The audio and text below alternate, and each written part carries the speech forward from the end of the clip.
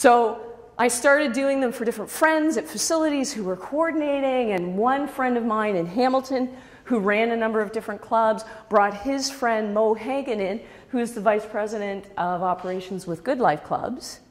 And she said, we should have you at our next conference. So by accident, by chance, because I was in the right place at the right time, she brought me in, and Reebok saw me and all of a sudden said, we need an expert in this boxing area. So I was brought on to the Reebok University team to do that.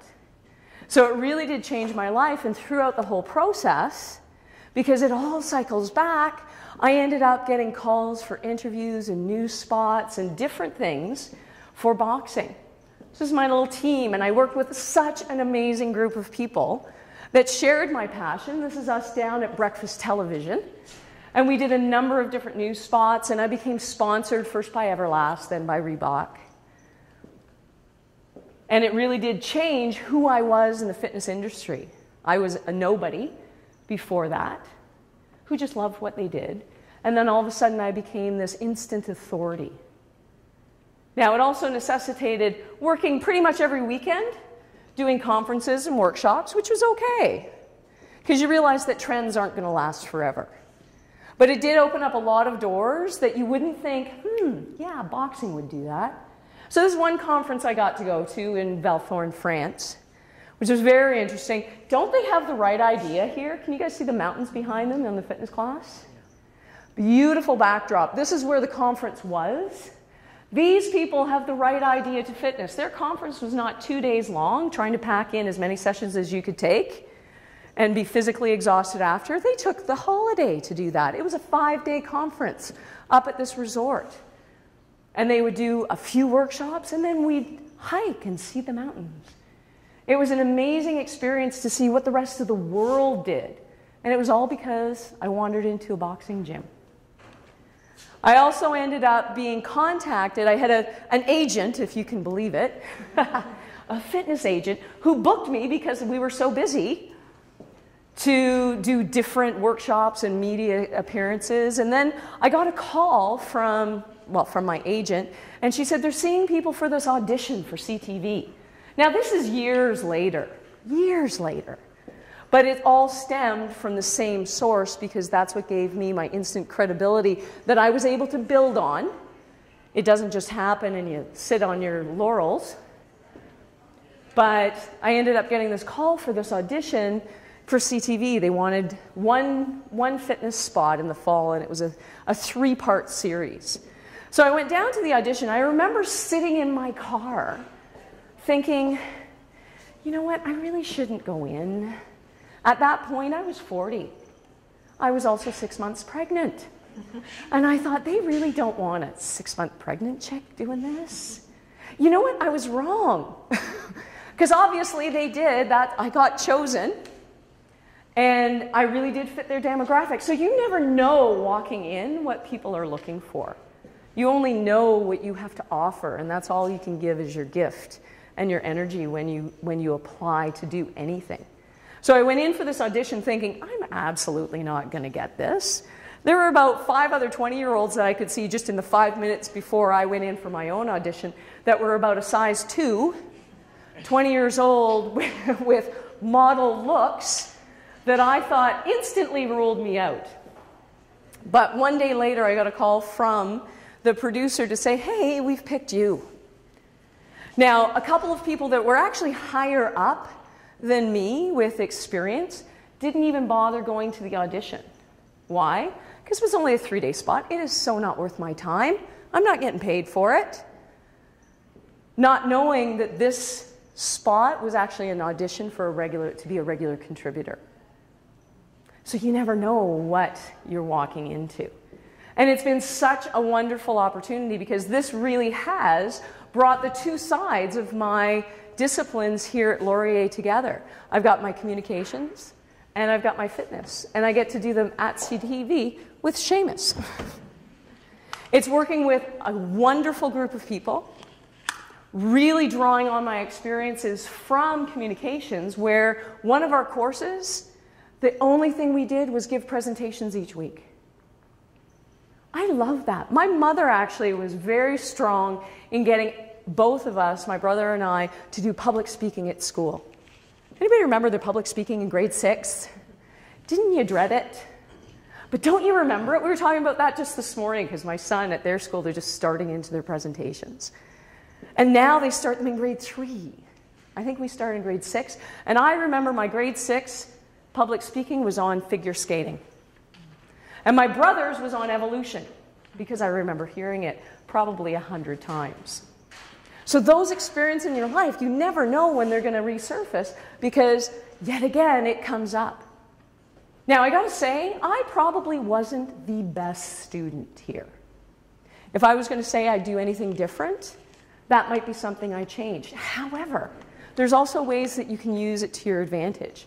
Because at CTV, quite often, we just have to think on our feet and make it sound like it's prepared. Has anybody gone into a presentation like that before? Can be a good skill to master, actually. But my communication certainly was a good fit for here because when I talked and met with my producer after to debrief about that audition, she said there were a lot of good fitness people, but there weren't a lot of good fitness people that were comfortable on camera and could relate with their eyes and their expressions. So those two really went together so well. And now, why I love corporate fitness. Corporate fitness is unique. Our bottom line is not how many memberships we sell, it's how many people we get active. So anybody here in kin? Okay. Did you get into it for the money? I always joke about that at fitness presentations. People get into it for the money. Most people get into a physical or health sciences because they love it. They want to help people. It really goes back to why I thought I wanted to be in psychology in the first place. It was to be helpful, supportive, and motivating for people. So that's our main purpose in corporate fitness.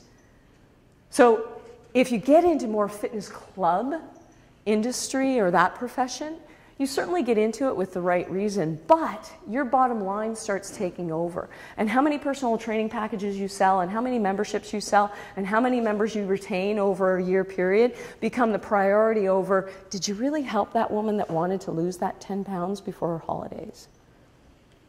So our main bottom line is how many people get active, and it's not always, did you make it to the gym 3 to 4 times a week and include weights at least twice a week? It goes back to that definition from Bill McTeer. Do you have the energy to do the things you want to do after the things you complete the things that you have to do? Because when I see people around corporate environments, they're tired. Appreciate your time here in this kind of environment. Because that's the other wonderful spot, is we get to be the bright feature in everyone's day there. Because in most corporate environments, not that people don't enjoy their jobs, but it's not as dynamic.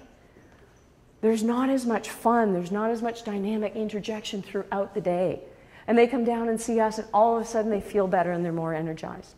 Because they're tired. Their clients are yelling at them. Somebody's demanding a presentation yesterday. They've got reports due that need to be filed by 3 o'clock. It's so stressful. So we get to relieve some of that stress. And again, it's not always through a workout that happens in the gym. It might be going for a walk. It might be encouraging somebody to drink more water throughout the day. It might be helping them to decipher label reading. It happens in so many different ways, and we have the time and opportunity to do that in a corporate environment that you don't get in a club. Because in a club, you only have the chance to help somebody if they walk in your door.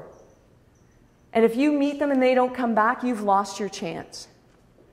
We get to annoy people day in, day out at the office. So we can return to them, and we might reach them next week, next month, or next year. And it doesn't always happen through fitness either. I have a great creative team, and we try and think out of the box as well, because there isn't just one path to fitness. So one year, we put on this Christmas presentation, and we did include quick workouts over the holidays that you could do.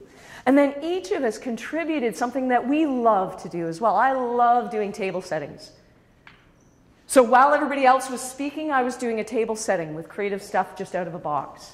One of my other staff, she loved doing cocktail parties, so she did hostess gifts. Another one of my team had worked at the body shop, so she did creative wrapping. And all of a sudden, it seems like a silly thing to do through a corporate fitness program, but we got people who attended that session who were always afraid of us because we were these freaky fitness people that were kind of fanatical. And all of a sudden, we were more personable to them. And they said, hey, I can relate to them a little more now. So by thinking outside of the box and off that path, we actually get more people down to the gym. And more people even just asking us questions. The other nice thing about corporate fitness is we learn more about businesses and business culture. Each and every office that I go to as a corporate client has such dramatically different cultures. And it's wonderful to see that because you see what you want to draw and extrapolate from those as well. GE, not surprising, staunch conservative company, and they are very process driven. I don't know if you guys are like that here at Laurier. Very process driven, and they're slow to make things happen, but when they do, it's incredibly thorough. I so appreciate that. One other more maverick company that I work with, they do a lot of business and they look good on paper, but I've been in their office and it's chaos. And it works for them, but it's not something that I would thrive in. And we ended up parting ways in our business relationship, and that was okay because, again, it wasn't really the right fit. Whereas I worked with Purelator, another company, and the gentleman that I worked with there, we had a really good values fit, and he could have gone to Laurier for that matter. And then he moved to Air Canada. Well, not surprising. That became another contract. So those relationships, that's what's really so important, you know, drawing upon the relationships that were always such a priority here at Laurier, end up being a value that I carry with me with my business and appreciate because those are the clients that you really want. You enjoy working for them and they become long-term clients, not just temporary clients. And it's so much easier to retain a client than it is to get a new one. And you enjoy working with them. Then I looked at integrating the other sides of my business. So I do corporate fitness as my main business, but that's the one challenge with fitness and health sciences is you can do so many different things. And it's a double-edged sword. It's the wonderful part of what I do in fitness, but it's also one of my greatest challenges because things seem really cool. And you go, oh, I'd like to do that. Well, I'd like to do that. And sometimes you can really lose business focus. So quite honestly, I haven't done that exceptionally well throughout my 20 to 25 year career path, but it's something to work on and see how it integrates. Because again, it's just like my experience here at Laurier where I started with 2 programs, communication and physical education, that I loved, didn't really know how they were going to blend. And now I'm returning and doing the exact same thing. So I'm blending my media experience and figuring out, well, you know what, it's fun to do, but how do you make a career out of that? The reality is, now that I'm past 40, I don't want to jump around forever and teach classes. So I want to look at evolving and starting to change that path to teach teachers, which is what I've always done in workshops and training, but now I've started teaching at the Sheridan College program in their exercise physiology and health promotion program, which is exactly the fit that I really love with fitness because as a corporate fitness director and owner, I can't find people. There's a lot of great people in promotion and there's a lot of great people in fitness, but there's not a huge group of people that have that blend of both, fitness and business.